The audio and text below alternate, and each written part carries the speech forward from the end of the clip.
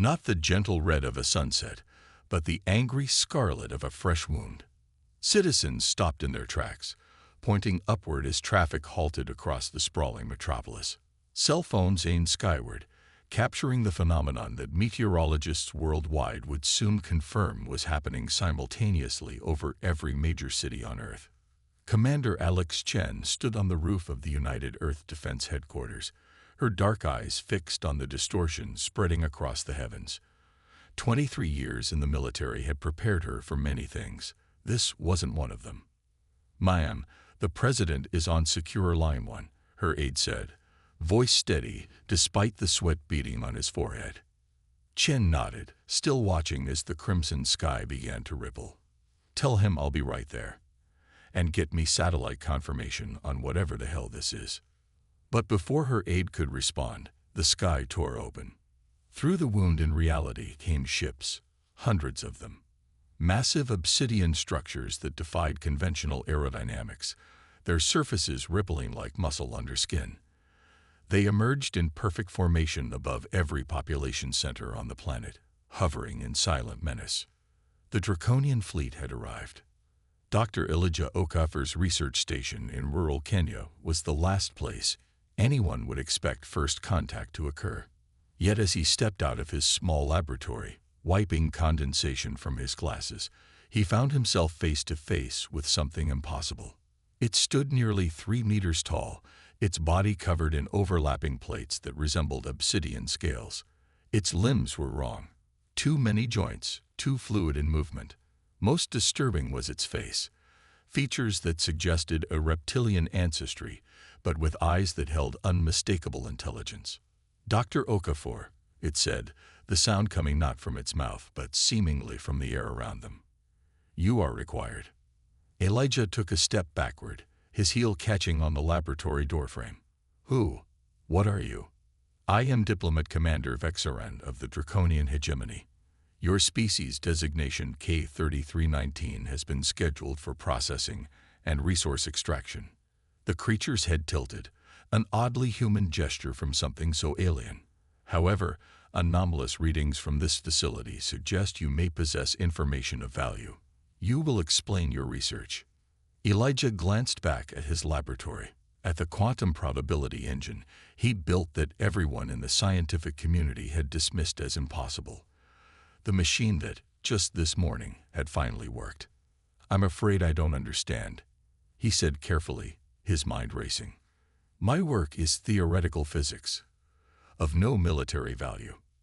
Vexaren's eyes, vertical pupils surrounded by amber irises, narrowed slightly. "Your denial is noted but irrelevant. The probability distortions emanating from this location cannot be naturally occurring. You have somehow accessed dimensional folding technology." The alien extended a limb, revealing a device that pulsed with internal light. "You will explain this achievement, or we will extract the information directly. Your cooperation determines whether your species receives diplomatic consideration during a harvesting process." Elijah felt ice in his veins. Harvesting process. The thing was talking about the end of humanity, as if discussing the weather. "May I show you my research?" he asked, fighting to keep his voice steady. "It might be easier to explain with my notes." Vexaren made a sound like stones grinding together, perhaps their version of acknowledgement. "Proceed. But be aware that any attempt at deception will result in immediate termination."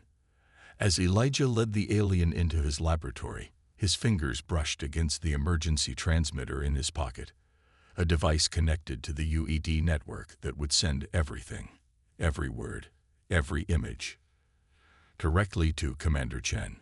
He activated it with a subtle press as he began explaining his work on quantum probability manipulation to the creature that represented Earth's apparent doom.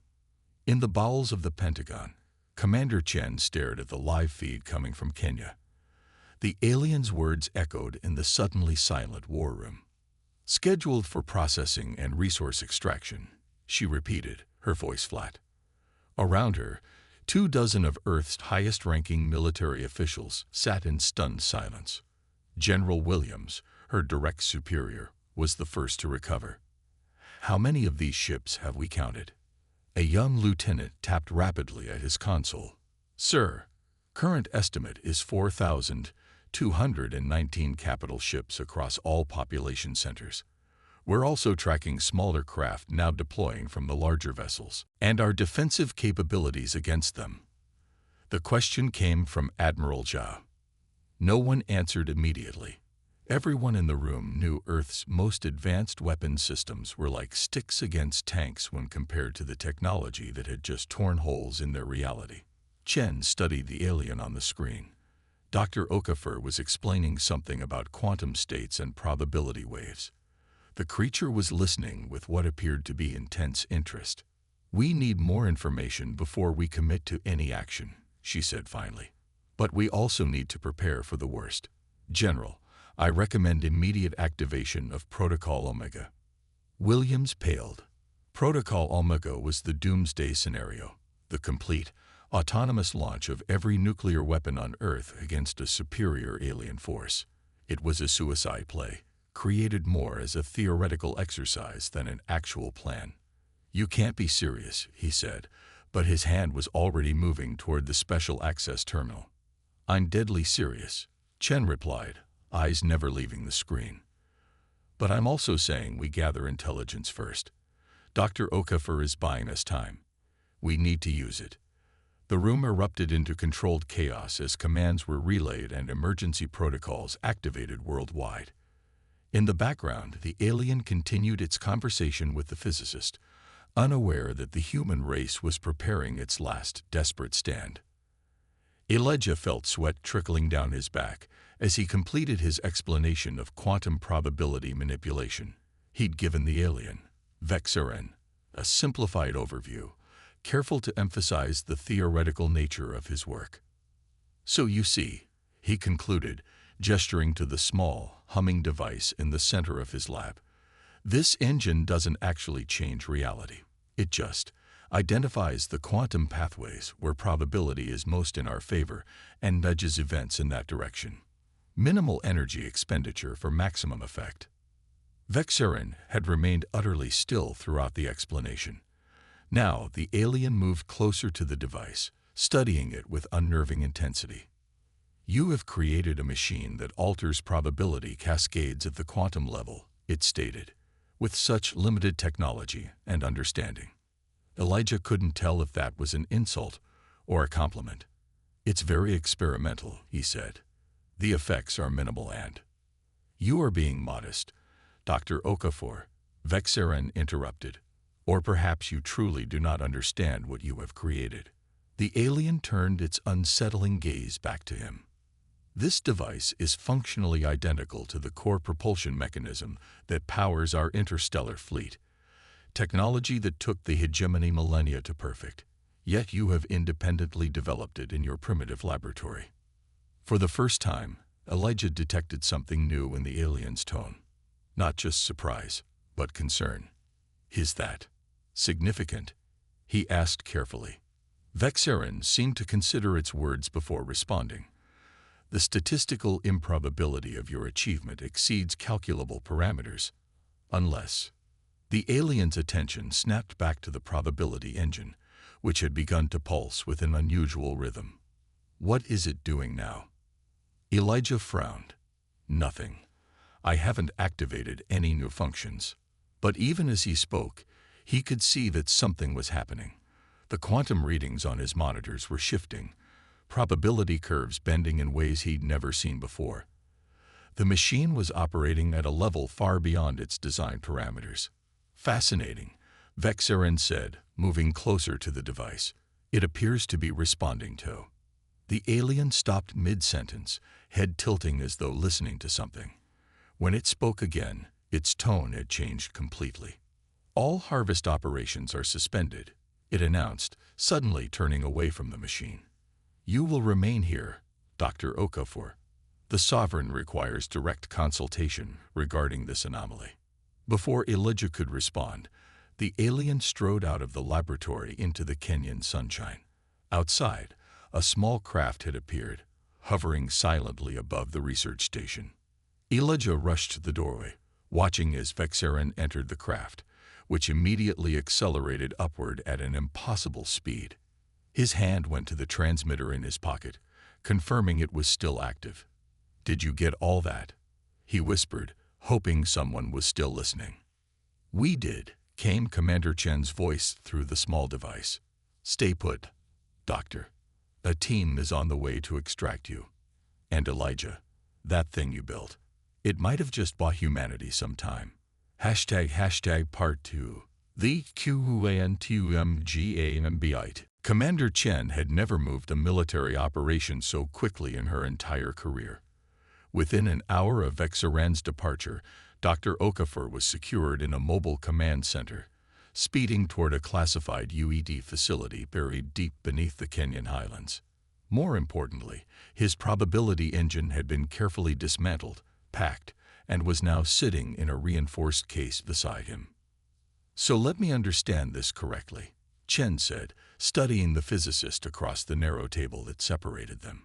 "You built a machine that can manipulate probability at the quantum level, and the aliens, these Draconians, use the same technology for their ships." Elijah nodded, his eyes bloodshot from exhaustion and stress. "That's what Vexaran implied. But Commander, my device is experimental at best. The effects are minimal, slight statistical advantages, nothing more." "And yet," Chen said, tapping the screen in front of her, "since their arrival 6 hours ago, the Draconian fleet has taken no further aggressive action. They've suspended what they called their harvest operations, all because of your machine." The command vehicle hit a rough patch of road, jostling them. Outside, the Kenyan landscape blurred past as they raced toward sanctuary. "There's something else," Elijah said after a moment. "When the device started behaving strangely, right before Vexaran left, I noticed the probability matrices were forming patterns I'd never seen before. It was as if—" He hesitated, aware of how it would sound. "As if what, Doctor?" Chen pressed. "As if the machine was communicating with something. Or someone." Chen's expression remained carefully neutral, but her eyes sharpened. "Are you suggesting your device has some form of intelligence?" "No." Elijah shook his head firmly.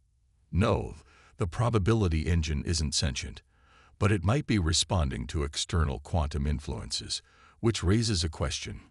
What if we're not the only ones the Draconians have encountered with this technology?" The commander was silent for a long moment, considering the implications. Finally, she leaned forward. "Doctor, I need to know exactly what this machine can do at maximum capacity. Not the theoretical limitations you've been working within, but what it's truly capable of if we remove all safety protocols." Elijah frowned. "That would be incredibly dangerous. The quantum cascade's cold. More dangerous than the extinction of our species," Chen interrupted, her voice gentle but firm. "Because that's what we're facing. Processing and resource extraction doesn't leave much room for interpretation." The physicist slumped slightly in his seat. "You're right, of course." He glanced at the case containing his life's work. Without the safety limiters, the probability engine could theoretically influence events on a much larger scale. Instead of affecting minor statistical outcomes, it might be able to reshape probability across entire systems. Could it affect the Draconian ships, their weapons, their decisions? Possibly. But Commander, playing with probability at that level is like throwing a stone into a pond. The ripples spread outward, affecting everything, not just what you're aiming at. The consequences could be unpredictable. Chen's expression hardened, more unpredictable than alien invasion. "Doctor, I've just received word that the Draconian command ship is moving into position above New York. Whatever breathing room your encounter bought us appears to be running out." She tapped her screen again, bringing up a secure communication channel. "General Williams, this is Chen. We're proceeding with Operation Quantum Gambit. Have the facility prepared for immediate integration of Dr. Okafor's device with our systems." She looked back at Elijah, determination etched in every line of her face. "Time to roll the cosmic dice, Doctor. For all of humanity." The hidden UED facility, codenamed Bunker Epsilon, resembled a small city buried beneath a mountain. As they descended in the industrial elevator, Elijah marveled at the scale of the operation. "How long has this been here?" he asked, watching level after level of laboratories, living quarters, and what appeared to be weapons testing ranges flash past. "Since the Cold War," Chen answered. "Originally designed as a continuity of government facility, repurposed about 15 years ago as part of the Extraterrestrial Defense Initiative." 15 years. You've been preparing for alien contact for that long. Chen gave him a sideways glance. "Dr. Okafor, humanity has been preparing for this day in one form or another since we first looked up at the stars. We just never imagined it would come quite like this." The elevator finally stopped at what must have been the lowest level. As the doors opened, Elijah found himself facing a cavernous room filled with the most advanced technology he had ever seen. At its center stood an empty platform, clearly designed to house something important.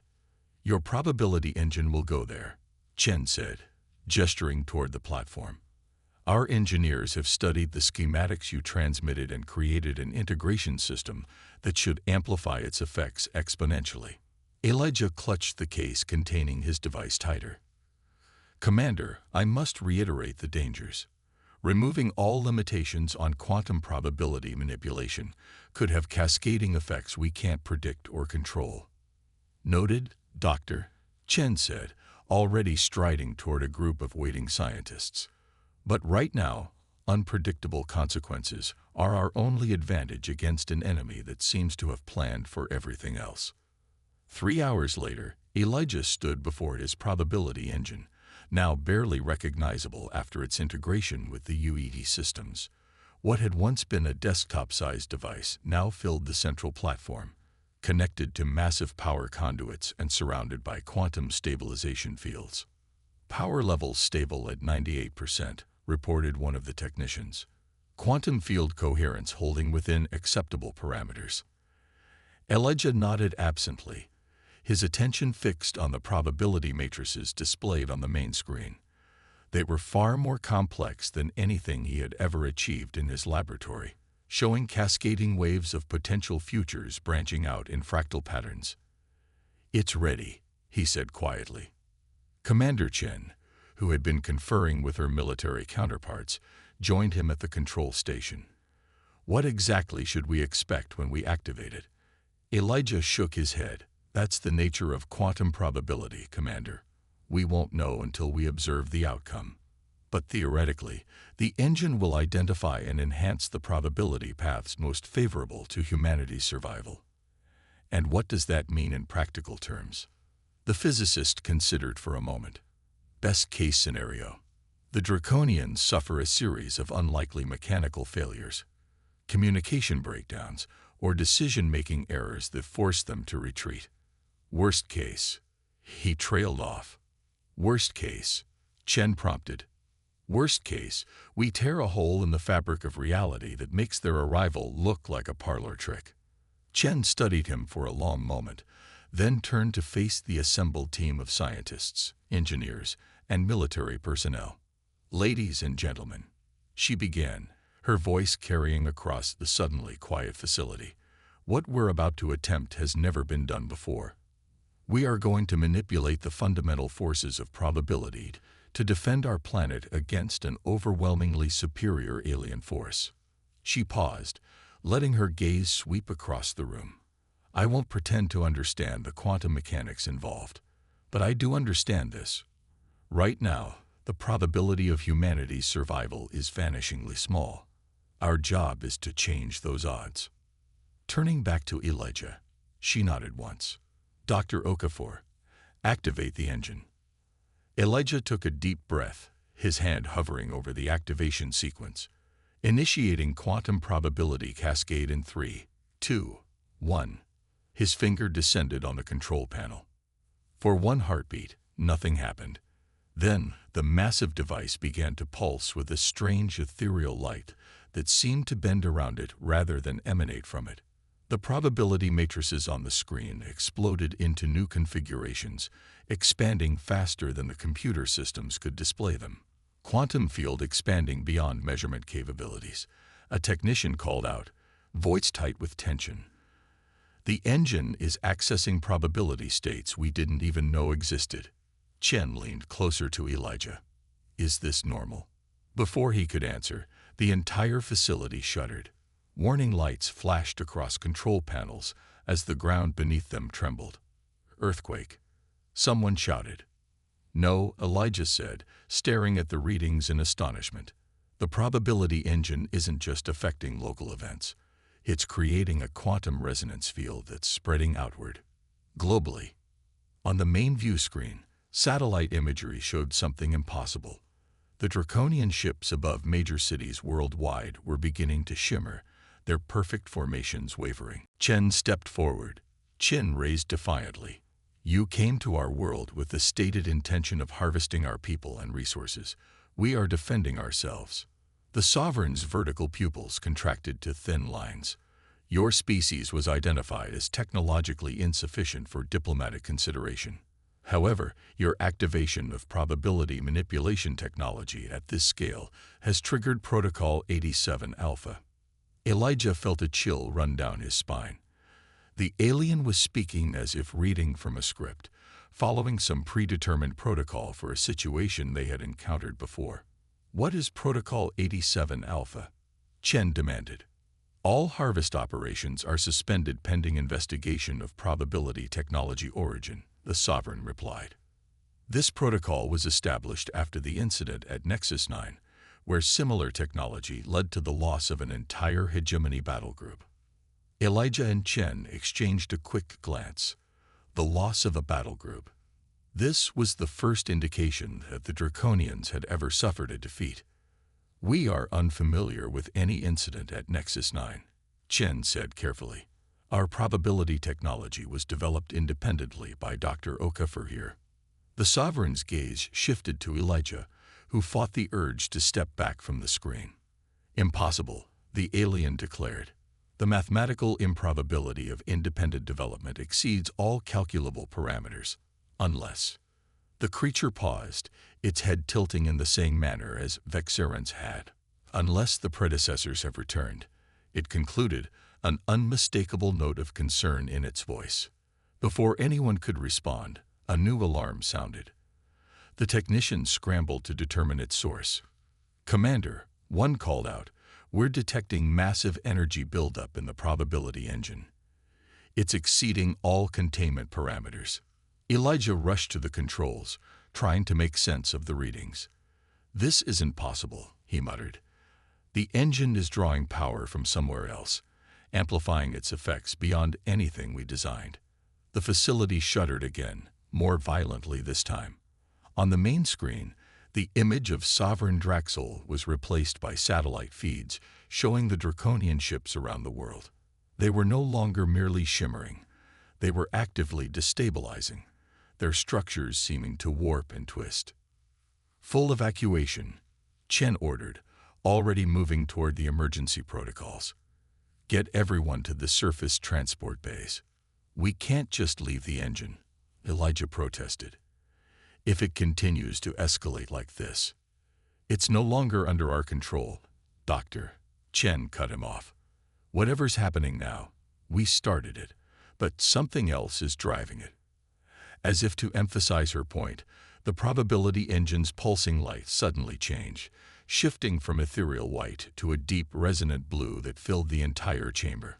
The quantum matrices on the remaining functional screen showed probability cascades collapsing into a single unified pattern that Elijah had never seen before.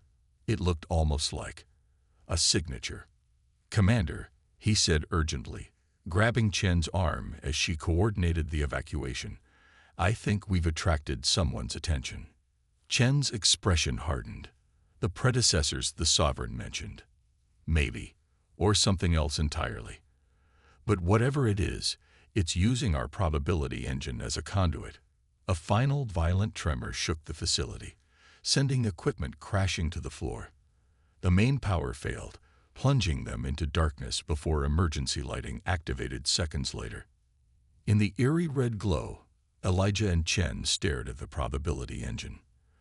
The device now hovered several feet above its platform, surrounded by a sphere of that same deep blue light, and within that sphere, shapes were forming, geometric patterns of impossible complexity that seemed to shift between dimensions. "We need to go," Chen said quietly, pulling Elijah toward the exit. Now, as they joined the evacuation, Elijah cast one last glance back at his creation. The patterns within the blue sphere had resolved into what looked like writing, symbols flowing and changing too quickly to comprehend. A message, he realized. Someone or something was sending a message, and the Draconians, it seemed, knew exactly who it was from. Part 3. The Predecessors. The view from the mountain ridge overlooking Bunker Epsilon was apocalyptic. Chen, Elijah, and a dozen other essential personnel stood in stunned silence as a pillar of blue light erupted from the facility below, shooting straight up into the atmosphere where it punctured the crimson sky like a spear. "My God," whispered General Williams, who had joined their evacuation group. "What have we done?" Elijah had no answer. His probability engine had evolved beyond anything he could have imagined, tapping into forces he barely understood. The quantum cascade had grown exponentially, creating effects visible to the naked eye. More disturbing were the reactions of the Draconian ships. Worldwide, their fleet was in disarray.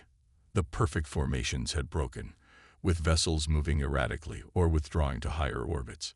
Some appeared to be actively fleeing Earth's atmosphere. "They're scared," Chen said, watching the chaotic movements through her tactical binoculars. "Whatever your machine connected with, Doctor, the Draconians are terrified of it." "The predecessors," Elijah murmured. "That's what the Sovereign called them." "Here comes the next wave," called out a technician monitoring a portable quantum field detector. Everyone braced themselves as another surge of energy pulsed up from the facility. This time, the beam of light expanded outward at its apex, forming a vast disk of swirling blue energy directly above them. Within that disk, patterns formed and shifted, the same geometric symbols Elijah had glimpsed in the probability engine sphere. "It's communicating," he said with certainty. "Transmitting some kind of message across space, or across dimensions." "To whom?" Chen demanded. Before Elijah could speculate, his attention was drawn to movement on the horizon. A Draconian ship, larger than the others they'd seen, its surface rippling with what appeared to be agitation, was approaching their position. "Incoming," Williams shouted, but Chen raised a hand. "Hold," she ordered. "They're not in attack formation. I think they're responding to the signal." Sure enough, the massive ship slowed as it reached the edge of the energy disk. It hovered there, as if hesitating, before slowly descending toward their position on the ridge. "Should we retreat?" Williams asked, hand moving toward his sidearm despite the futility of conventional weapons against such technology. Chen shook her head. "No. If they wanted us dead, we would be already. I think they want to talk." The ship stopped approximately 50 meters from their position, hovering silently. A section of its obsidian hull rippled and parted, revealing an opening from which a platform descended. On it stood 3 Draconians, the crimson-scaled sovereign Draxol in the center, flanked by 2 larger warriors whose scales gleamed metallic gold. "Humans," the sovereign's voice carried across the distance without apparent amplification. "You will explain your connection to the predecessors." Chen stepped forward, positioning herself between the aliens and her people. "We have no connection to any predecessors. Dr. Okafor's probability technology was developed independently." "Impossible," Draxol responded, exactly as he had during their earlier communication. "The signature embedded in your quantum transmissions is unmistakable. It matches exactly the patterns encountered at Nexus 9. The Sovereign gestured upward at the still expanding energy disk. "That is the call. The same call that preceded the destruction of our battle group. You have summoned them, whether knowingly or not." Elijah moved to stand beside Chen. Summoned who exactly? What are these predecessors? For the first time, the sovereign's composure seemed to falter. They are what came before. The first civilization. The beings who seeded this galaxy with the foundations of life and technology billions of years ago, then vanished without explanation. One of the golden-scaled warriors leaned toward the sovereign, making a series of clicking sounds that must have been their private communication. Draxel responded with a sharp gesture that silenced the warrior immediately.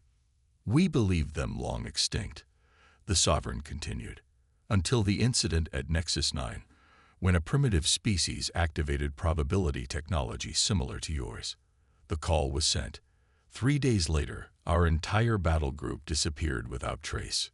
"Disappeared," Chen repeated. "You mean they were destroyed?" "No, Commander," Draxel said, surprising them by using Chen's title. "I mean they vanished. 417 vessels, over 30,000 Draconian personnel, gone. No debris, no energy signatures, no traces of weapon discharge. Simply removed from existence." The implications hung heavy in the air between the two species. Whatever these predecessors were, they possessed technology so advanced that they could make an entire fleet disappear without a fight. "And you think the same thing is about to happen to your forces here?" Elijah asked. The sovereign's vertical pupils dilated slightly. "Fear, perhaps, or resignation. The call has been sent. The response will come." As if summoned by those words, the energy disk above them pulsed, expanding to several times its previous size. The geometric patterns within it accelerated, flowing together into new configurations that spread outward in concentric rings.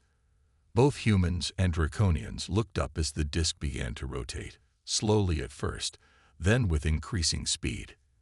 At its center, darkness formed, not merely the absence of light, but something deeper, a void that seemed to bend the very fabric of reality around it. "They come," Draxel said simply.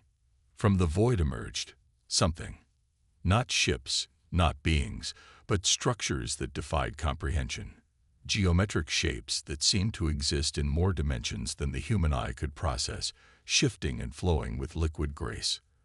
They were enormous yet somehow insubstantial, as if only partly existing in normal space. Dozens of these impossible objects descended through the disk, arranging themselves in a pattern above the gathered humans and Draconians. As they settled into position, the blue energy from the disk flowed into them, causing them to pulse with the same rhythmic light. "What are they?" Chen whispered. "Not they," Elijah corrected, understanding dawning as he watched the objects merge and separate in perfect synchronization. A single entity, I think, manifesting in multiple forms." The sovereign had gone utterly still, the golden warriors beside him dropping to defensive postures. "The predecessor has arrived," Draxel confirmed. "After millions of cycles, they have returned to this galaxy." The geometric structures continued their complex dance above them. Then, without warning, they contracted into a tight formation directly over the Draconian ship. Light pulsed between them, forming new patterns that projected downward. And suddenly, standing before them on the ridge, was a figure. It appeared humanoid, but clearly wasn't human. Its body seemed composed of the same shifting geometric patterns as the structures above, constantly flowing and reforming while maintaining a generally vital shape. Where a face should have been, symbols similar to those in the energy disk appeared and disappeared in rapid sequence. For several long moments, no one moved or spoke. The figure regarded them silently, its attention shifting between the humans and Draconians with apparent curiosity. Then it spoke, not with sound, but with concepts that appeared directly in their minds. *UROBABLITYNGNDTCTED Call RECIVD Investigation INET Heed. The thoughts weren't exactly words, but complex ideas compressed into packets of meaning that somehow translated themselves into understanding. We built the engine. Elijah said hesitantly, stepping forward despite Chen's attempt to hold him back. But we didn't mean to call you. We were just trying to defend ourselves. The figure turned its attention fully to Elijah, the symbols on its face accelerating. Asterisk defense against Didorationian, Hegemonine. Harvesting protocol, DTCTE. Historical database, ACCES Asterisk. It shifted toward the sovereign, who remained frozen in place. Asterisk violation of CGC protection, QOV in and. Article 17. Developmental worlds designated in ONINTERFERENC asterisk. Draxel finally found his voice. Predecessor, we were unaware this system fell under your protection. Our scans showed no markers, no warning beacons. Asterisk, all worlds with probability we put into ale are protected. This is known. The hegemonali has forgotten its origins asterisk. The figure turned back to the humans, focusing particularly on Elijah. Asterisk independent development of probability wide NNIPULAT 11VRIFI GENETCUUNCING SUNFIRMS POTNTIL Humans ADED 2 PROTECTEDREGIST asterisk. Images flashed through Elijah's mind. Stars, galaxies, complex mathematical formulas that seemed to describe the fundamental structure of reality itself. He gasped at the flood of information, overwhelmed by its scope and complexity. What are you showing me? He managed to ask. Asterisk the beginning. The PATTRN. The PURPOSE asterisk. More images.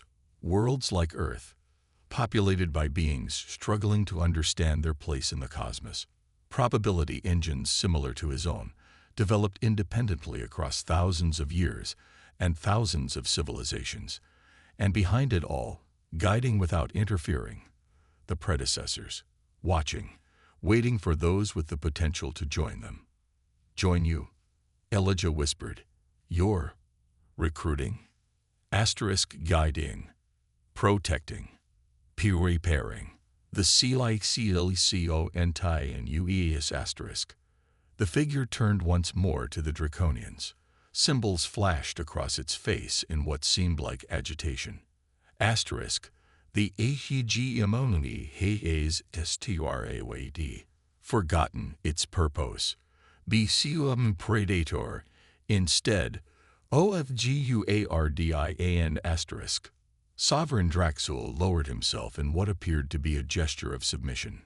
Predecessor, the hegemony has maintained order in this sector for millennia. We have protected developing worlds from worse threats. Asterisk by harvesting them. Falsehood. Corruption. DETCTED in hegemony command structure. Probability manipulation. REQUIR asterisk. The figure raised what might have been an arm. Above them, the geometric structures began to pulse more rapidly, their light intensifying to nearly blinding levels.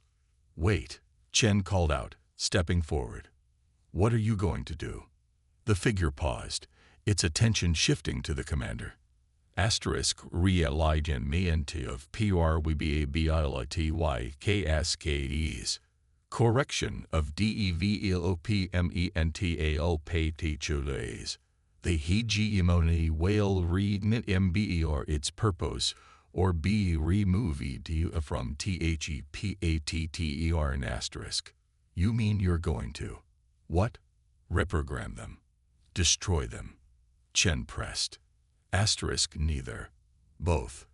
Probability what he do is NOTFUNCTIO and in the line and ARI. How he see omenius. The hegemony will be what at AT SHULD AVBEN. What it might yet be asterisk. Before anyone could respond further, the figure raised both arms toward the sky. The geometric structures above responded immediately, expanding outward in all directions. Blue energy surged through them, forming a vast network that spread across the visible horizon. Elijah felt a strange sensation, as if reality itself was becoming malleable around them. The air shimmered, colors shifting slightly out of normal spectrum. Time seemed to slow, then accelerate, then fragment into discrete moments that flowed past each other like currents in a stream. "What's happening?" he heard Chen ask, her voice distorted as if coming from both very far away and directly beside him simultaneously. *PUROBABLITE REALIGN MENT in PUROJURESS Remain still for your SAFETUA*. The Draconian ship began to shimmer, its obsidian surface turning translucent, then transparent, revealing the complex machinery within. The sovereign and his warriors seemed similarly affected, their physical forms becoming increasingly insubstantial. "Are you erasing them from existence?" Elijah asked, horrified despite everything the Draconians had planned for humanity. Not ERASSANG. Read I reketing. The hegemony foldilodos a PUROBABILITWEBRNC that aliades to EXTINC. Theirs, and EVNQALIYORS. We guide them to a more favorable EPATH. Elijah watched in astonishment as the Draconian ship and its occupants faded further from view, becoming like ghosts, still visible but increasingly transparent. Across the globe, according to urgent reports flowing into Chen's tactical display, the same phenomenon was occurring with every Draconian vessel.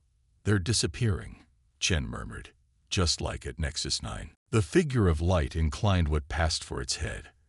*KIVOR but not to destroyed. Relocated to PUROBABLITYSTREAM, where EVOLUGION FOLODOS INTENDEDPATH*. And what was their intended path? Elijah asked, scientific curiosity overcoming his fear. The geometric being seemed to consider the question, symbols flowing across its face in complex patterns. The DRACODINS were meant to be GURDINs, not CONQERORs. NTA original probability cascade. They EVOVDTUBU protekit emergent civilizations, GUID'd them toward PROBABILITYMASTERY*. The figure gestured toward the fading sovereign. *KO or UPTION, ANTERE, their GOVERN may entail systems, 20,000 years ago. A CNAL deviation, that guru. We correciti such deviation as WANDISCOVE or ED*. By removing entire fleets from existence, Chen asked, her voice sharp with lingering suspicion. By relocating them to the probability ESTRAM, they be show ULDAVFOLOVET. The Draconian, hegemoni, UNCOUNTRD, to DA, NEV or existed in the corrected timeline. They EVOVD as intended, as guardians of DVOPNG worlds. The implications were staggering. This being wasn't destroying the Draconians. It was rewriting their entire evolutionary and social history, retroactively changing what they had become. That's godlike power, Elijah whispered. The figure seemed almost amused, symbols flickering in what might have been the equivalent of a smile. Not gods. TREDCESSORS. We EVOLOVD. as you are evoving. Mastered PROBABILITY, as you are BGNing. To mastered. The CYCLCO yes. The Draconian ship had now faded almost completely from view, only the faintest outline still visible. The sovereign and his warriors were similarly transparent, like mirages about to vanish entirely. PROBABLITE, realignement 87% complete. Prepare for temporal DICONT. Asterisk. Wait. Elijah called out, desperate to understand before this extraordinary encounter ended. You said we're beginning to master probability. Does that mean humanity is on the same path as you? That we might someday become like you? The geometric being's symbols flowed more rapidly, conveying something like excitement. Asterisk choristi. Humanity poesies exceptionally probability potential. Your QUANTUM engine is PROF. Independent development of such technology, INDICATES, EVOLUGUTAI. READINESS asterisk. Readiness for what? Chen demanded. Asterisk for EAE next STG. For joining the network of PROBABILITY Guardians. In Tyane asterisk. The figure raised its arms again, and the geometric structures above pulsed with renewed energy. The blue light expanded, enveloping everything around them. Asterisk probability realigement complete. Temporal discontinuity suomemon in CING asterisk. What does that mean? Elijah shouted, his voice seeming to stretch and distort as the blue light intensified. What's happening now? Asterisk reality agiustes. To NEVUPROBABILITY KSKEs. Do not to be afraid. You will remember, though OTARs, will not. This is our GFT to you, PRBABILITY PIONEARS. Asterisk. The world around them began to shift and blur. The mountain, the facility below, the sky above, all seemed to become fluid, losing definition before reforming into slightly altered versions of themselves.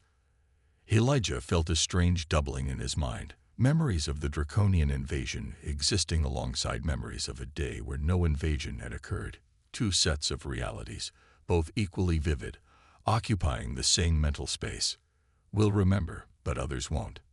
Chen asked, her voice steadying, as she fought to maintain composure despite the reality warping around them. Why? Asterisk to guide. To PRBR. To Wayern. Humanity. Muse DEVELOPPRBABILITE. TECAGNOLOG. With wisdom. UYLENSURETAS asterisk. The figure began to fade, its geometric form becoming translucent just as the Draconians had. Asterisk we heavy NNTERVNED directitil now. We will give you ATCF from AFR hen and see forth. Until humanity is ready to join the NE2ORK asterisk. How will we know when we're ready? Elijah called out, reaching toward the disappearing entity. The answer came as the figure vanished completely, its final communication echoing in their minds. Asterisk you will know. Probability LEDs of all EVOVD species to the same destination. We await you among these tiers, among the possibilities. Farewell, PIONEARS asterisk. With those words, the blue light flared blindingly bright, then vanished. The geometric structures, the energy disk, the tear in the sky, all disappeared in an instant.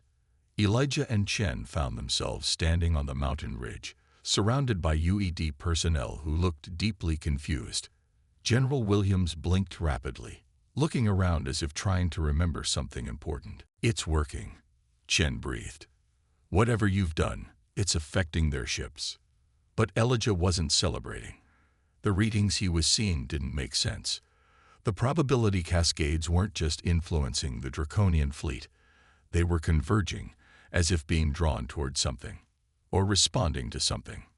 "Commander," he said urgently, "I think we need to."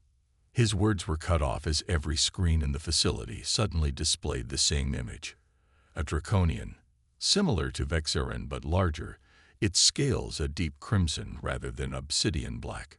"Humans," the creature said, its voice emanating from every speaker simultaneously. "I am Sovereign Draxel of the Hegemony. You have activated technology beyond your comprehension and endangered the stability of this galactic sector. And Hegemony has been redirected. They will not trouble Earth again." The council chairperson stood, signaling the end of the presentation. "Dr. Okafor, Commander Chen, the Council extends its gratitude for your service to humanity. The Quantum Probability Initiative will receive full global funding as requested. The potential benefits of this technology, from medical breakthroughs to space exploration, cannot be overstated." As they left the council chambers, Chen murmured, "You didn't mention the dreams." Elijah shook his head slightly. "They wouldn't understand. They didn't experience what we did." Since their encounter with the predecessor, both Elijah and Chen had experienced the same recurring dream. Geometric patterns forming and dissolving, showing them glimpses of possible futures. Probability cascades branching outward across time and space. Sometimes they saw advanced human civilizations spreading among the stars. Other times, humans who had evolved beyond physical form, becoming beings of pure energy and consciousness. Always, in the background of these dreams, the predecessors watched, not interfering, merely observing as humanity took its first tentative steps toward joining their ancient network. "Do you think we're doing the right thing?" Chen asked as they walked toward the waiting transport. "Developing this technology further, knowing what it might lead to." Elijah considered the question carefully. "I think we're doing the inevitable thing. The predecessor said probability leads all evolved species to the same destination. We're just following the path laid out for us." "But with awareness," Chen pointed out. "Unlike every other human on Earth, we know where this leads. That gives us responsibility. To guide the development ethically," Elijah agreed. "To ensure probability manipulation is used to protect and nurture, not to conquer or control."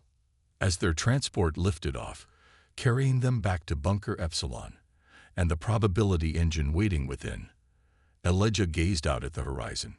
For just a moment, so briefly he might have imagined it, he thought he saw the sky shimmer with that familiar blue light, geometric patterns forming and dissolving among the clouds. A reminder that they were being washed. That humanity's journey had only just begun.